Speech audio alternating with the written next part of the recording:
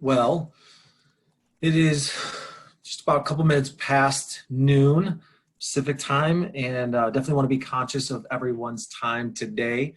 So we'll get started, and if anyone joins us and has any questions along the way, they can put them in the chat and or reach out with questions as well. But definitely, my name is Tim Brown. I am a National Account Manager for Hayes Software Systems. I have been with the company for 3 years now, and most of my attention, I would say the majority of my attention is on Southern California. A couple of my California team members with me today. I'm going to let them say hi as well and introduce themselves. Yeah, my name is Patrick. My name is Patrick, and I've been with Hayes for a little over 2 years now. And like Tim, most of my attention is focused on the California region as well, specifically the Central Valley area. So good to be here and good to have you guys.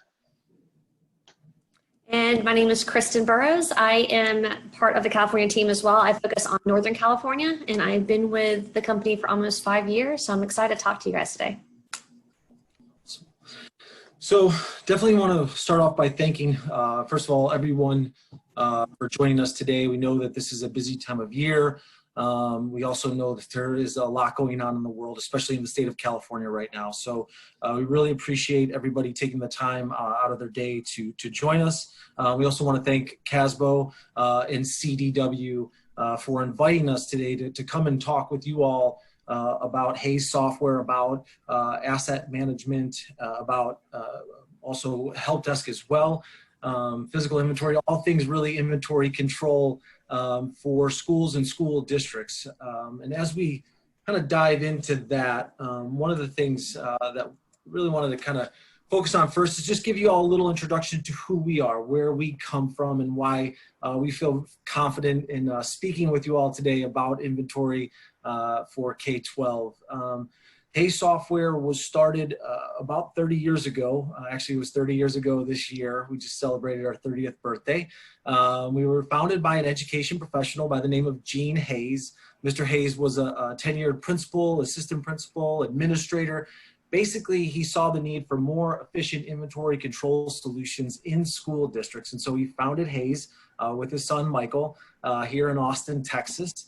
And we started as a textbook management company. And as needs in districts changed, as assets started showing up in the school districts, we quickly pivoted after listening to our customers and realized that we needed a separate platform. And so we launched TipWeb IT, which is our asset management solution, which is what we're going to talk about today. And then shortly after that, I would say about 5 years ago, districts started asking us if we had a help desk, and not just if we had a help desk, but if we had one that integrated with our asset management solution. And so we launched our help desk platform. And then, you know, some of the things that we really focus on as well as asset management is also, like I said, all things inventory. She was sitting up here for a while, and then she was sitting in the corner, and you came home, and she decided to get up and move about. We got somebody sharing some in-home conversations with us, which is always fun. But so maybe if y'all out there just want to check your mute button, or and then we'll just keep going. But anyways, we're going to talk about physical inventory today. We're going to talk about how Hayes also has been working with school districts, helping them with sanitization of devices as well. You know, and again, Hayes, we're based here in Austin, Texas. We've been around for 30 years, but we work all over the country, only with school districts. And that's how we've really grown to become K-12's #1 EdTech platform. We listen to our districts, we evolve with them, with their needs, and do everything that we can to make sure that we're meeting those needs. We work with over 8,000 schools, over 500 school districts. We work with some of the largest districts in the country, but what's great about our solution is, yeah, we can work with the Chicago Public Schools, we can work with the Washington, D.C.s, the Charlotte Mecklenburgs, the Anaheims, the Bakersfield, but we can also work with single sites as well. Our solutions are scalable and customizable. And what we're going to really focus in on today is that full life cycle of your district's assets. So because of COVID and the pandemic, there was a real sense of urgency, in some cases a rush, to get devices into the hands of students and staff to set up that remote learning environment. So we've been working with districts, again, all over the country, helping them get those remote learning environments set up and doing it in an efficient way so that they're able to track and manage those devices and also really support that remote learning environment. So we're going to talk about that today. We're also going to talk about really, just that full life cycle of your district's assets. So reporting, maintaining healthy data, planning for future refreshes, supporting those devices in remote learning environments. So, again, being able to track the history, the life cycle history of your assets, distributing efficiently. And then, of course, there's always the reverse, which is collecting those devices back in as well. And with that, I'm going to turn it over to my coworker, my colleague, Kristen Burrows, and she's going to take you through and show you a little bit of what our asset management solution looks like for school districts. Awesome. Thanks, Tim.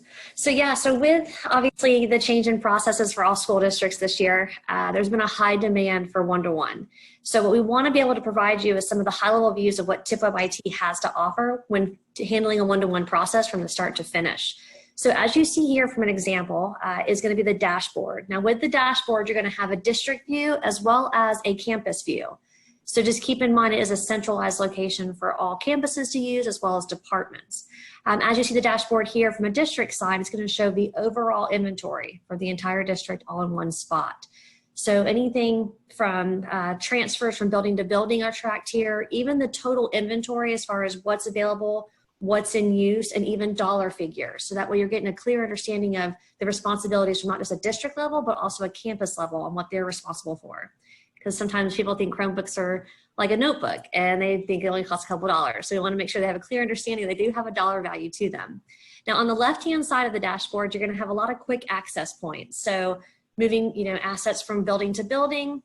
One of the big things is a user permission. So as I mentioned before, having it centralized. So all departments, just special ed, athletics, band, food nutrition, anything, would have the ability to log in, but with the permissions that you create from a district side, they can only see what you allow them to see. So keeping inventory from maybe their campus only, maybe it's an assistant principal, you want to get involved a little bit more, especially this year with the virtual learning going on. So maybe it's an assistant principal being able to log into the system, not able to do anything, but just view.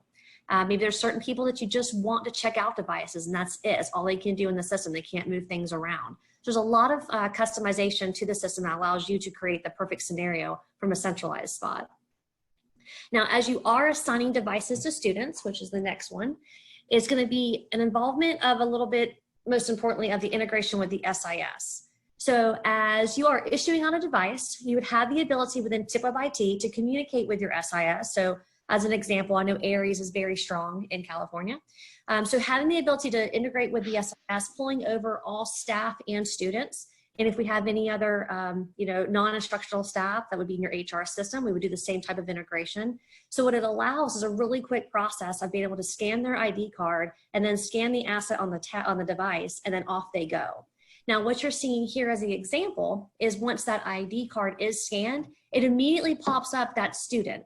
So as you see the student's name here, it will then list out below all the devices that student currently has assigned to them. So just to kind of make a nice little checks and balances, and maybe they already have a Dell Chromebook assigned to them and they're asking for another one. So you can kind of go back and check on why they're asking for another one. Is the other one in repair? And maybe some things haven't been followed through correctly. So you just want to make sure that's all taken care of properly, but then also being able to keep track of fees and fines.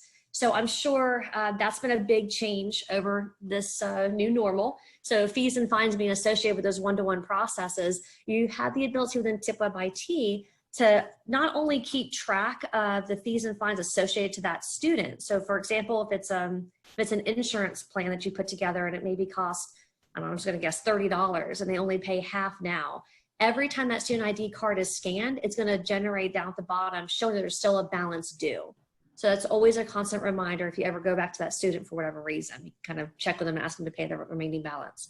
But the other flip side to that is maybe you're not issuing out the fees and fines to the student themselves, but maybe it's the campuses. So then you still have the ability to run reports at the end of the year, at the end of the semester, and see which campuses are costing X amount of dollars and which ones are costing half that, and be able to share those best practices among technicians even to see what they're doing different to help lower cost overall.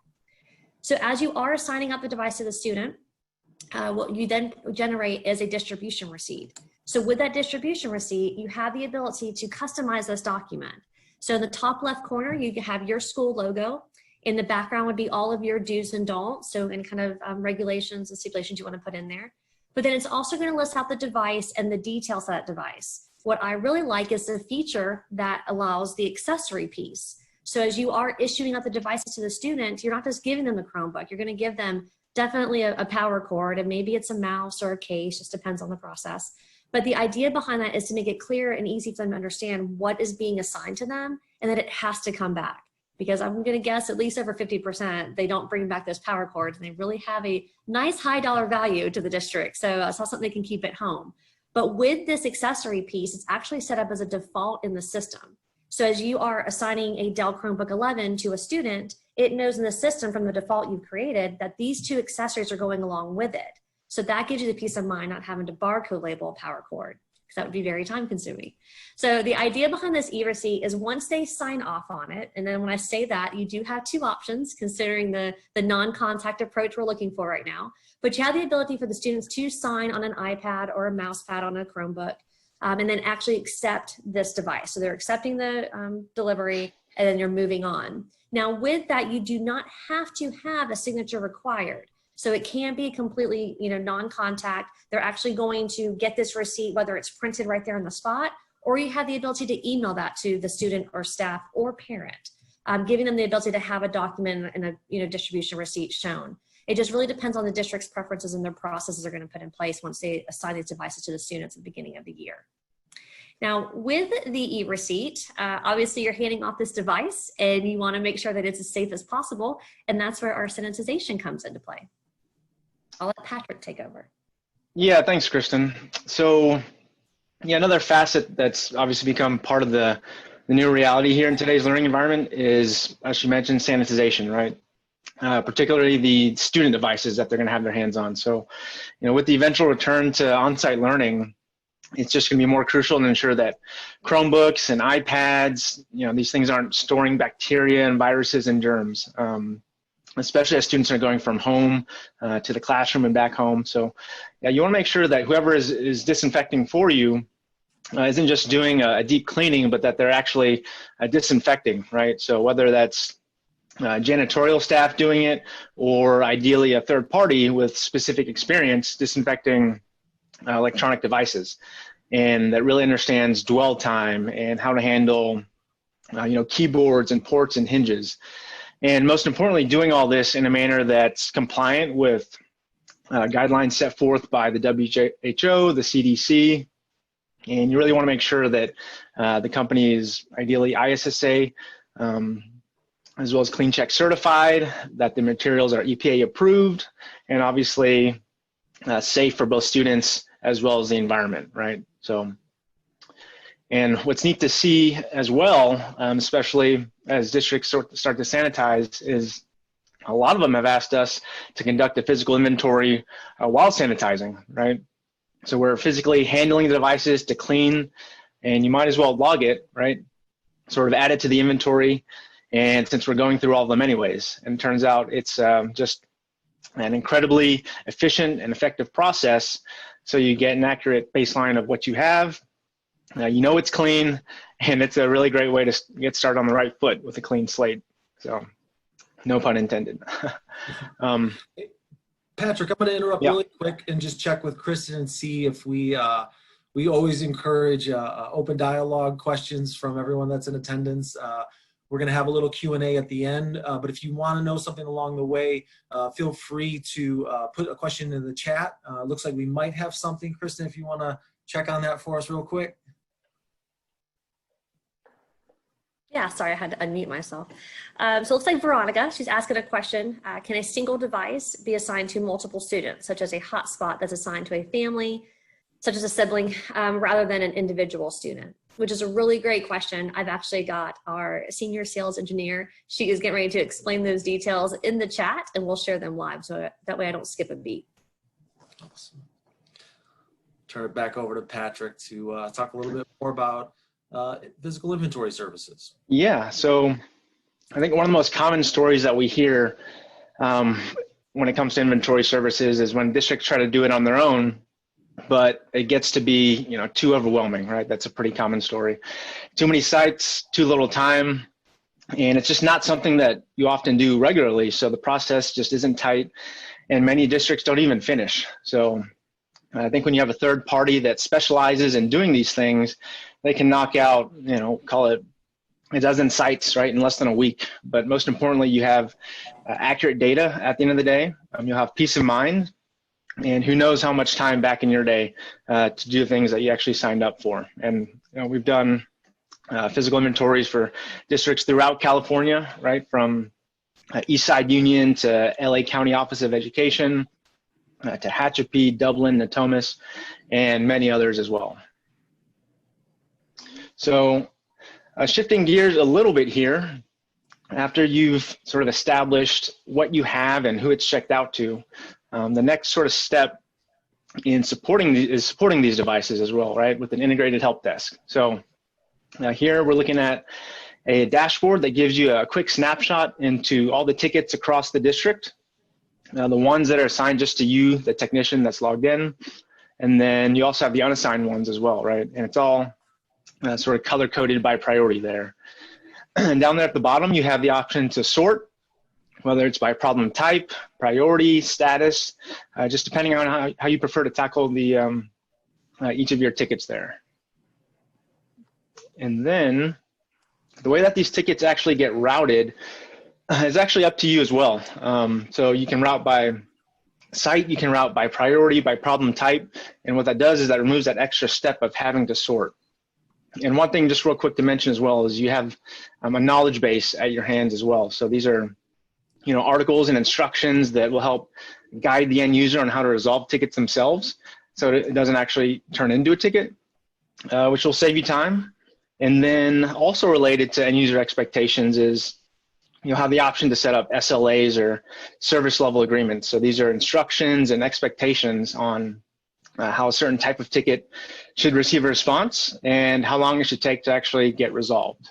So, and what we're looking at now as we sort of experience this shift in this learning environment, it's going to be helpful to obviously understand, what effect all of this will have on being able to respond to tickets in time, resolve them, and then determine where the efficiencies and perhaps the opportunities to improve lie.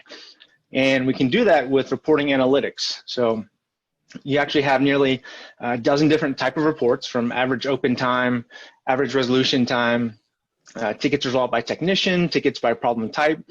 And what that does is you can really start to trend the data, pick up on patterns, and gain insight to help you make decisions based on informed data, right? So this data can be expressed in several different ways. Here we're looking at sort of a graphical representation, but you can also convert it to a bar graph. You can even start with the raw data in an Excel doc if you enjoy manipulating it that way with pivot tables and formulas. So really the goal here is to enable and equip you with insight to help you make decisions that will just lead to more efficiency in the end. So with that, I'll pause for any questions, but if not, turn it back over to Kristen and we'll go over some product fields that we actually track in the system. Okay, so this is going to be a lot of information, so definitely feel free, as Veronica's sitting here talking with Anna Maria, feel free to reach out with questions. So the idea behind the details of the asset, so keep in mind within TipWeb IT, every asset that is put into the system has these details assigned to it. So everything is kind of hard to see from being small as you guys have enlarged your screen, but basically the idea is to have everything from your tag, your serial, your site, your location. And keep in mind that that location, as it shows an example here, is a room number. It's actually going to be a person's name as it's issued out to a student or staff member. But everything from status capability, so being able to keep up with if the device is in use, in repair, lost or stolen, just whatever the case may be. And then you're going to have 4 custom fields for each type of product. So laptop here, it shows 4 custom fields, and we've given an example, so just like an operating system, a warranty date. But you can actually have, let's say it was a projector that was here as an uploaded image on your behalf. You would actually have 4 different custom fields. Maybe it's the last time a bulb was replaced. So it really gives you an advantage to customize it around different things that you would like to track from your district's preferences, opposed to just a general K-12. Now within the center is going to be the funding information. With funding information, this is a really big part of what we like to focus on from a tracking standpoint. So obviously with funding, special funding and funding sources, those are created by you. They are created as in a drop down. So as people are inputting and importing bulk and extra new data, they actually have to select from that drop down the funding source. But funding sources can be anything. So something that's like a Title I, maybe it's an E-rate, maybe it's something to do with the CARES Act, or the Senate bills that are out there right now. So really you have the ability to customize those options. We did recently just add our state and federal split funding. So that's pretty exciting because we've had a lot of people ask for that as a current customer standpoint. And with that being said, just so I don't skip a beat on the piece, we do create a backlog. So keep in mind as questions are even come up here in the chat right now, if it's functionality that we don't currently have in the system, we make sure it gets put into the backlog. With that backlog, we do anywhere within tip of IT to 4 to 7 updates annually. And as that, such as state and federal split funding gets mentioned so often, it then gets bumped to the top of the backlog and is in our next update. So it's really fun to watch the system grow. Now, the right-hand side of the funding information piece, you've got everything from expiration date, account code, purchase price, all of the general information. So just some things to point out from a streamlined process is you'd have the ability to take, let's say the example of like a CDW PO and import that information into the system and have all those assets added with a bulk import. So there's a lot of functionality between the systems and the way we can communicate. And with that, it can be anything from an integration such as like with your ERP or fixed asset system as well, that's pulling over data for you or pushing data out. So we really make the system more customized around what your district's preferences are. The product information down at the bottom is the information that we use to generate into that e-receipt that I showed you earlier, so all of the general information. But then up at the top, you're going to have a couple different tabs. So going from right to left, you're going to have the attachments tab. With that attachments tab, it's going to give you the ability to attach any type of document that you'd like to associate with this asset. What we typically see are, copies of POs, maybe it's a police report for a lost or stolen device, just depends. You can actually attach the e-receipt to the attachments tab as well. So that way you always have electronic copy, but really anything to make it more streamlined for you to have electronic copies of any kind of document you need. The next one's going to be the components tab. So with the components tab, it's a really strong focus on carts. I'm guessing that a lot of people are doing more virtual, but you're still going to have this handful that still attend and they do have carts assigned in the rooms. So with the components tab, the way that works is it treats your cart like a parent-child relationship. So for example, you would have a barcode label on the outside of the cart. You would upload the image in the system. So you'd have a picture of a cart here. And then where it shows location, or I'm sorry, where under components tab, it would list out those 25 Chromebooks you have assigned to that cart.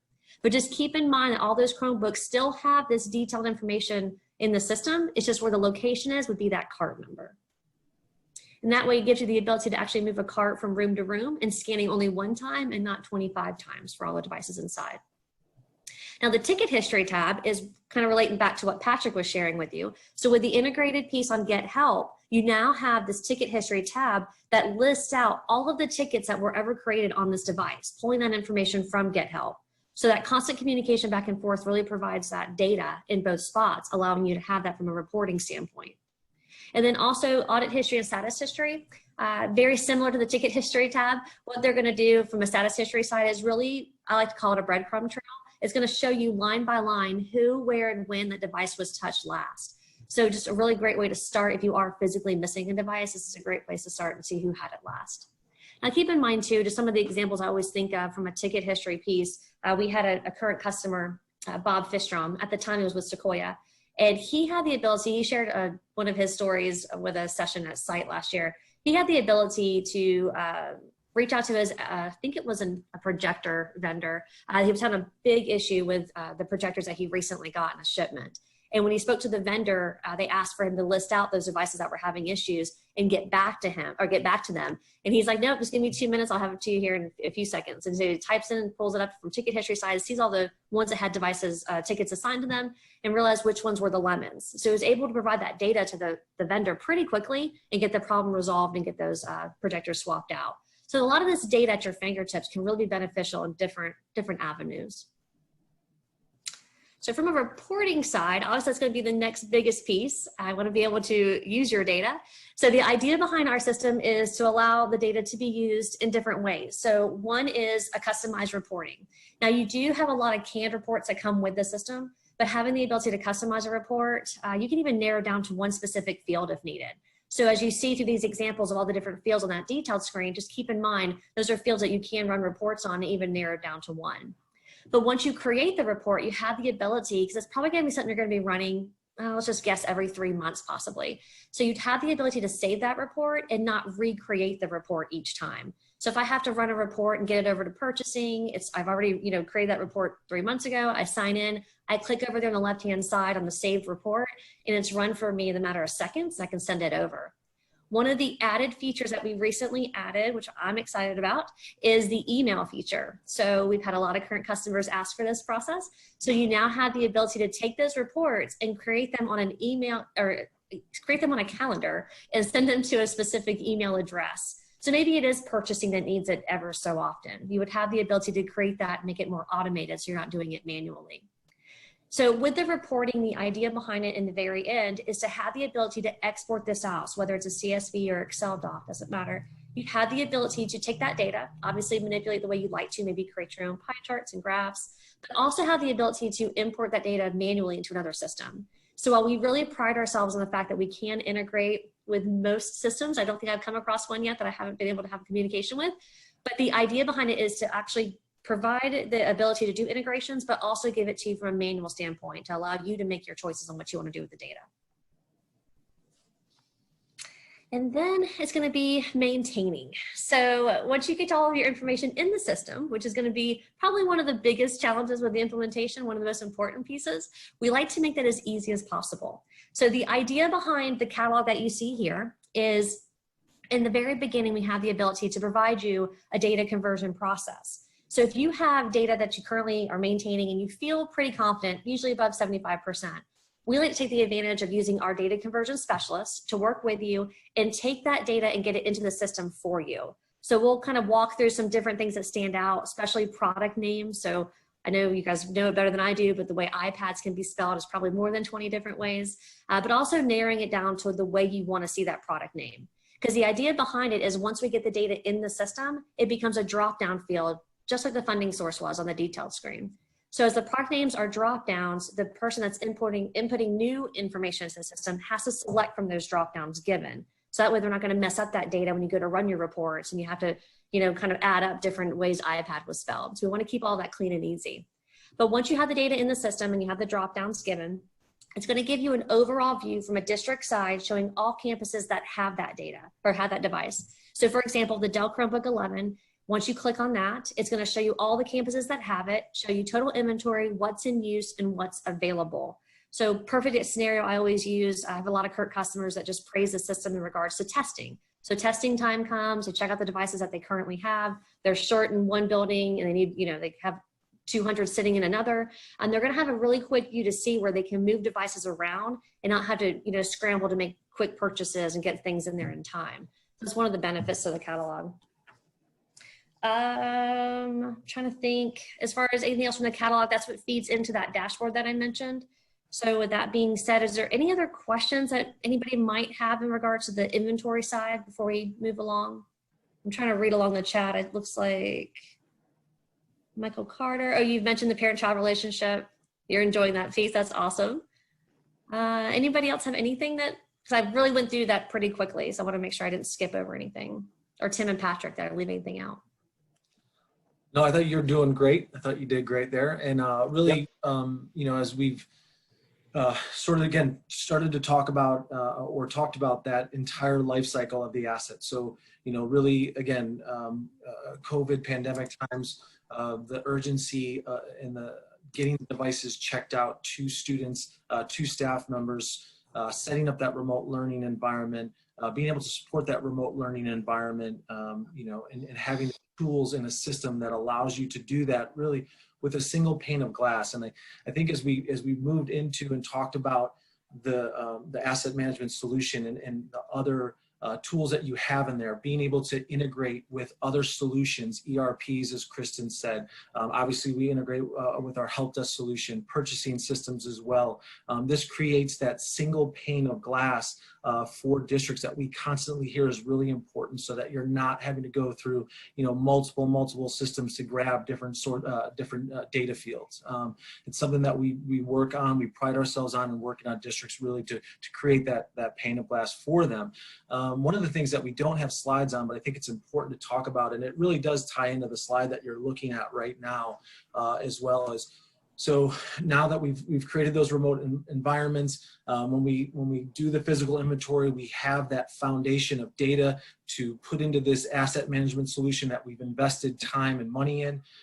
We also, districts now have in our solution the ability to conduct their own audits. You have audit functionality in the system that you can do with RFID technology, which speeds up the amount of time that it takes to conduct a physical audit throughout the district. You can do it with a regular barcode scanner, with an app. All of our audits are done in real time. It is a great value add for districts, and we don't have time to actually play this video from Wee Tran, who's the Director of Technology at Cherry Creek, which is a larger school district that we partner with for IT asset management.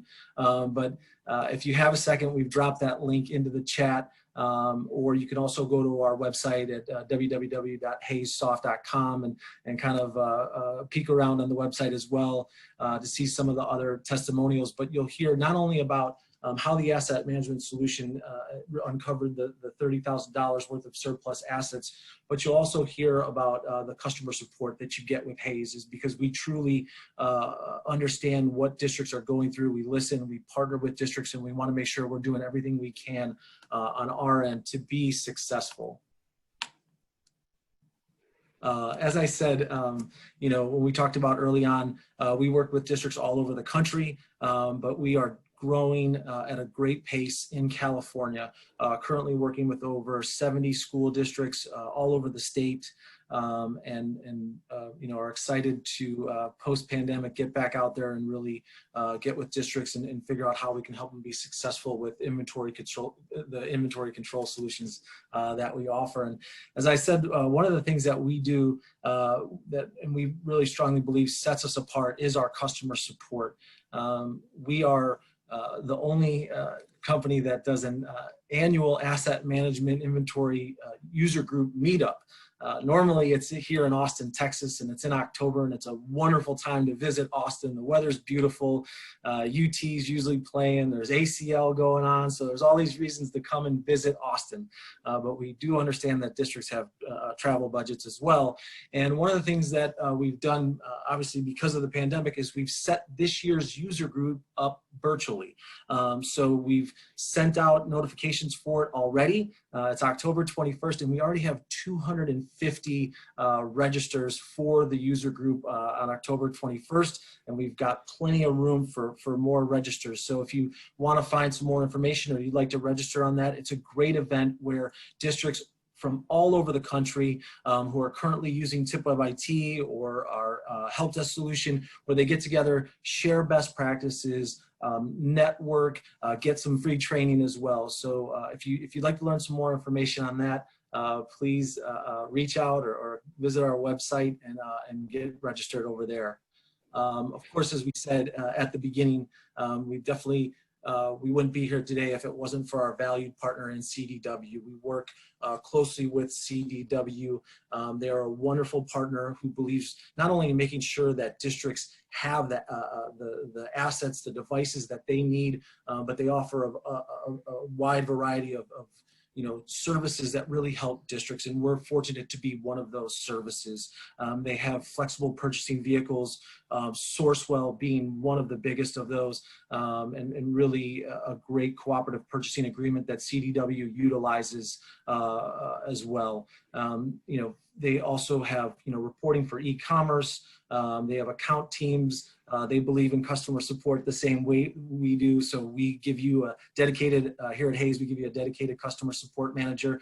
CDW gives you a whole account team to make sure that you're getting what you need as well.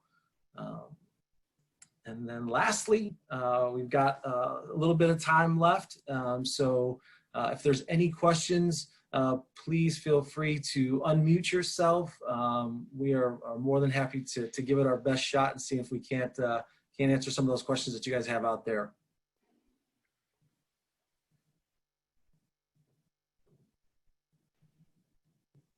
Or if you're shy, don't be afraid. You can still put it in the chat.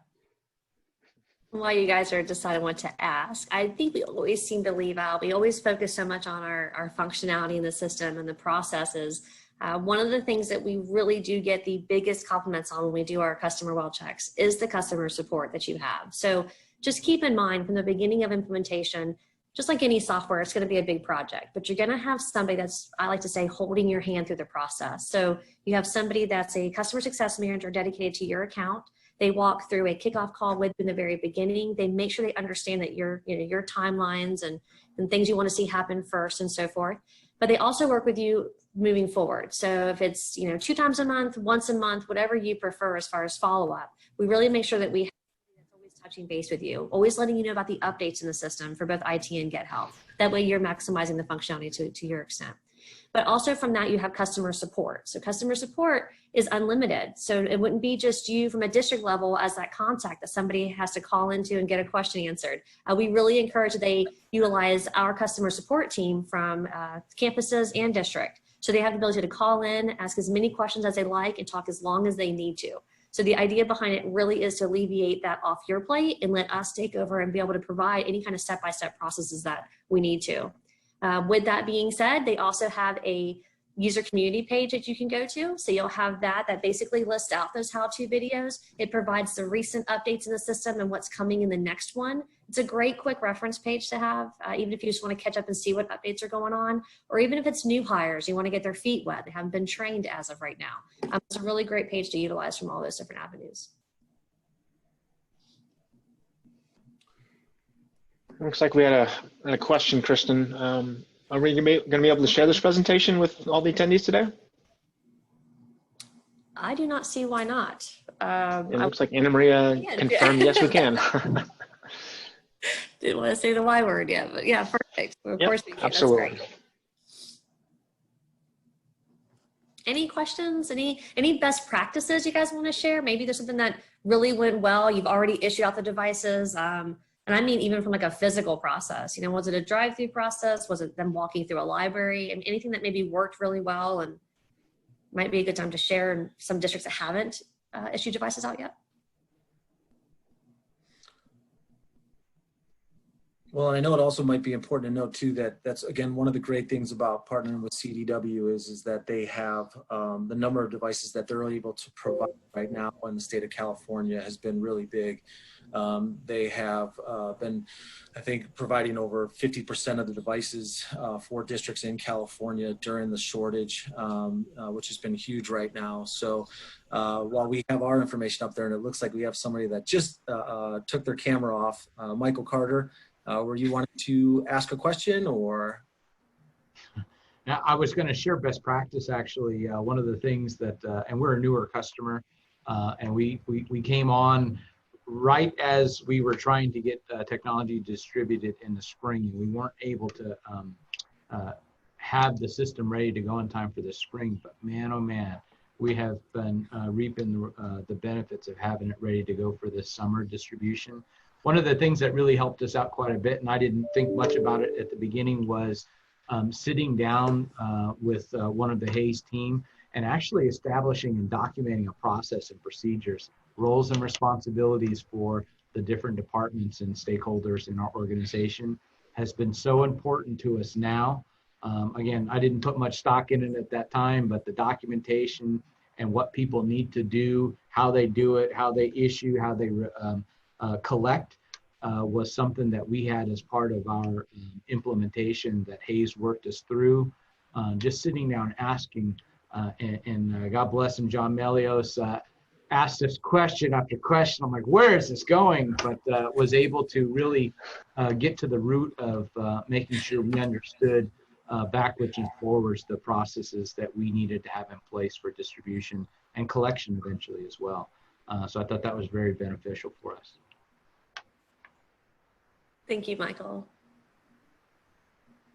I wonder if John's on this call. He'd get a kick out of that. It looks like we have a question that Anna Maria is addressing as well. Anna Maria is our senior solutions engineer. The question was asked, does this system have a stock level that shows assignments to students, but that gives a number warning that stock is running low?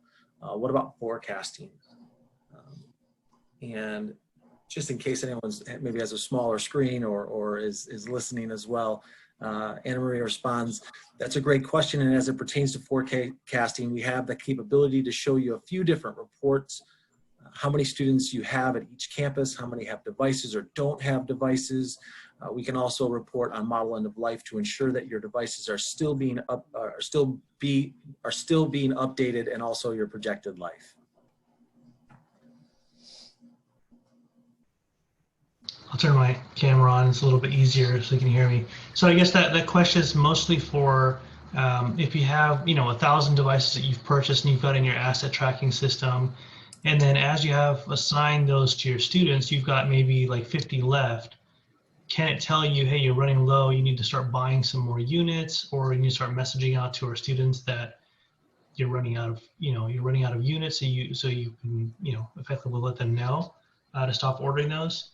Are there capabilities like that with these reports that it kind of just warns you that you're running low?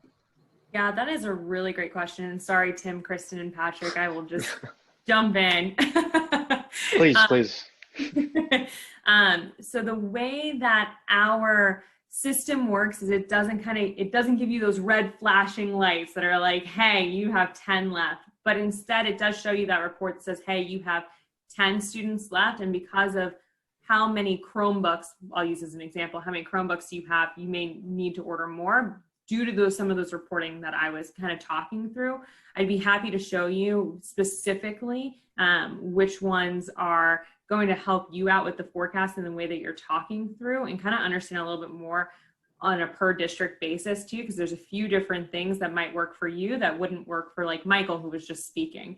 And so we're happy to dive into all of that on a per district basis to make sure we have the right reports to kind of show you. But then also Kristen mentioned our feature requests. So if you need that like red flashing light and those notifications, that is absolutely something that we can add into the backlog as a way to kind of make sure that you're hitting those numbers. We have it for our textbook module. And so it could be something that we pull over into the technology side. Okay, thank you. Couple more questions if I may, and anybody can stop me because I have like 50 questions here. No, go ahead. So tracking based on location versus functional state. So if you are tracking the shipment pipeline, so you have a device, it's on the shelf, ready to go out. You can track that it's in a stock level of X, you have it X on the shelf, and then you can put it into the box ready to ship out. Many questions on label making, tracking for the carriers like UPS, Postal Service, etc. Does it have integrations with that? So you can slap a sticker on top of the box, get it out the door. And then from there, can it track where it is? So it's in shipment process, or it's been delivered, or it's with the carrier, kind of updates with that. And then counter to that is, can it track also the functional state? And I think I saw it does, meaning it's in a damaged state, or it's in a state of refurbishment, or it's in a not clean state where it needs cleaning. Can it track both of those different statuses? Yeah, so two different things that you're, or three different things really that you're talking about.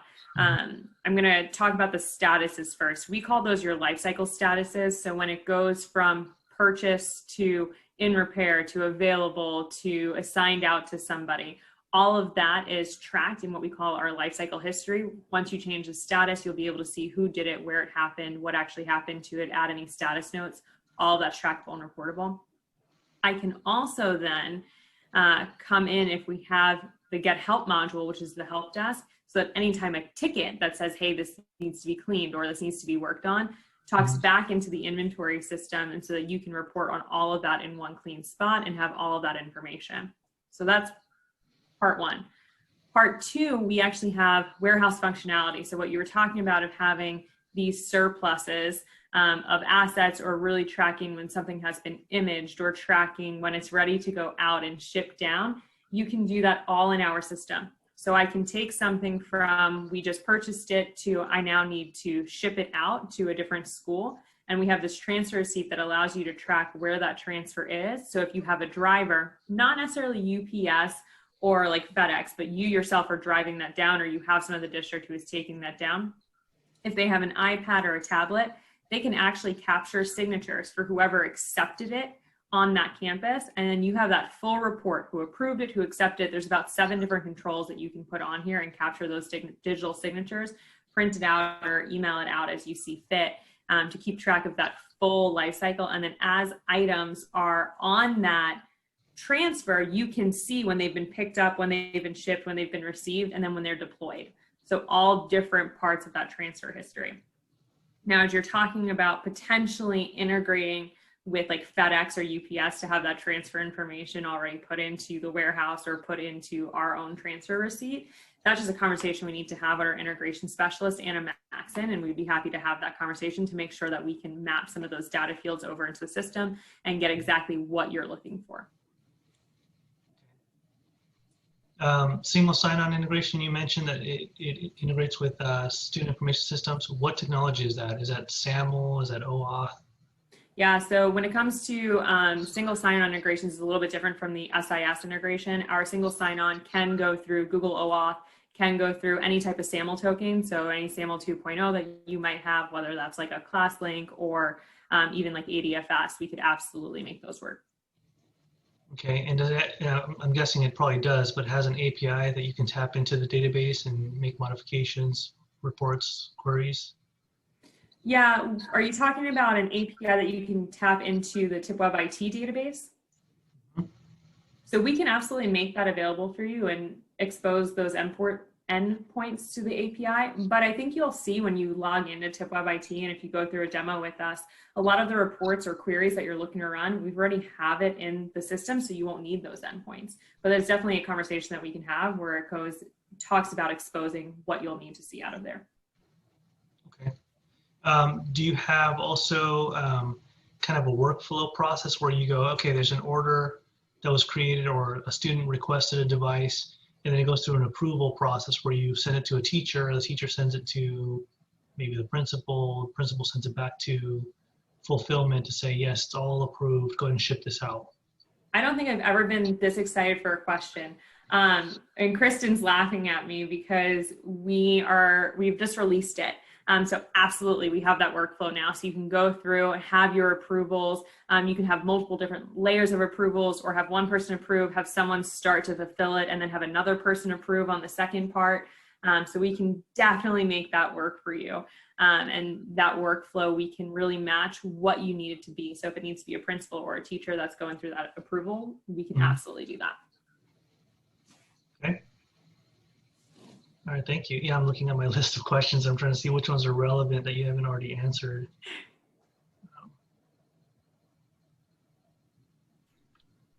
I'm guessing since you track a bunch of history on the devices, do you track warranty status also? Like if this is going to expire, is it currently being warranty serviced? Different from repair, is it like in warranty tracking? Yeah, there's 2 different ways that we can do that. We can do either based on the projected life of the device. So a lot of people, if they're buying that 1-year standard warranty, they can have a 1-year projected life so that they know anything that happens after that, you're kind of on your own to fix and solve. or you can have a custom field that goes for your warranty date. So you know the very last date that anything can happen to this device under that manufacturer warranty. Absolutely, all of that can be tracked and reported on in the system. Okay.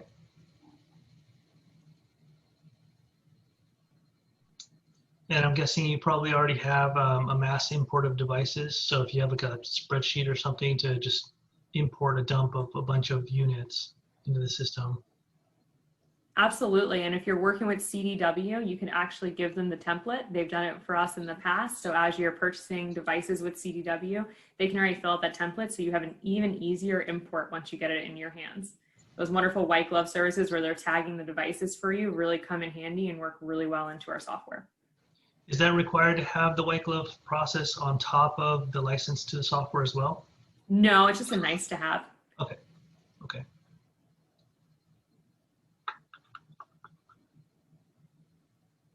Okay. Any other questions? I think we staged him, ask all these really great questions. Yeah. Awesome conversation and really great key points to go over in detail. Anna Marie, thanks for jumping in too. For Yeah, sure. absolutely. Yep. Thank you. Yeah. Anyone else have anything that they can think of? I think Michael Carter's on the phone. He's maybe dialing up somebody, trying to maybe get some last minute questions in before we hit 3 o'clock hour. Well, with all that being said, too, this has been wonderful. We're like I said at the beginning, we're very grateful for CDW bringing us into this CASBO session.